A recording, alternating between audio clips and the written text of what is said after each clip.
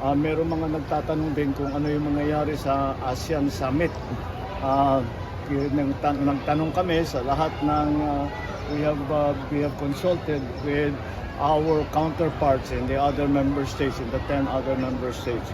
And the question that I asked them is very simple.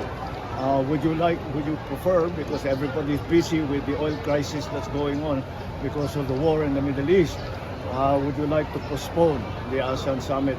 The consensus that we came to is that it is precisely now that we must coordinate our efforts. So that is what we are going to do. Ipapatuloy natin yung ASEAN Summit. Ngunit the way that we describe it is that we have it is a bare bones ASEAN Summit. It's just we will be talking about three main subjects: about the supply of petroleum and petroleum products, about the supply of food and the price of food, and migrant workers. Those will be the three subject matters that we will be taking up in the ASEAN Summit. It will be over a period of maybe a day and a half. Imbes na yung mahaba, all day that what we had planned. Lahat ng plinano natin, sabi ko, baka hindi naman ngayon ang panahon masyadong elaborate ang ating preparasyon. Ang kailangan talaga sa panahon na ito ay makapag-usap kami mga leader upang malaman natin kung what do we do in the future, what do we do for the rest of the year, what do we do, how can we help each other, and what is the ASEAN position regarding all of these shocks that are coming our way. So that is yun ang nagiging usapan sa ASEAN. Tuloy tayo sa May 7, May 8,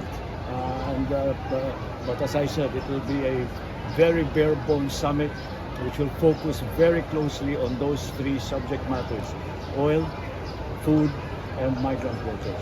Sir, sa halip na dalawang leader summit, isa na lang po ba ang magiging leader summit for this year? Hindi, wala tayong hindi natin na pinag-uusapan muna yung sa November.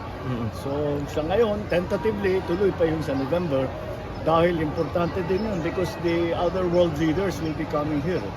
Galing sa Europe, yung ating sa China, yung ating sa Korea, sa Japan, kailangan talagang pag-usapan lahat ng mga pangyayaring ito. So it's going to be very important also. But before we do that, siguro by September, October, magtatanong na tayo kung ano yung gustong gagawin ng yung mga ibang leader, kung makarating man sila, etc. So, pero right now, we're focused on the summit in May. Sir, may nananawagan na kongresista na bawasan po ang budget ng ASEAN. From 20, gawin na lang daw po 10.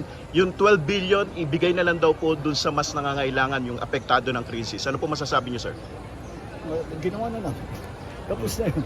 That's why we did this. That's exactly why we did it. One of the big reasons why we did this. Yeah.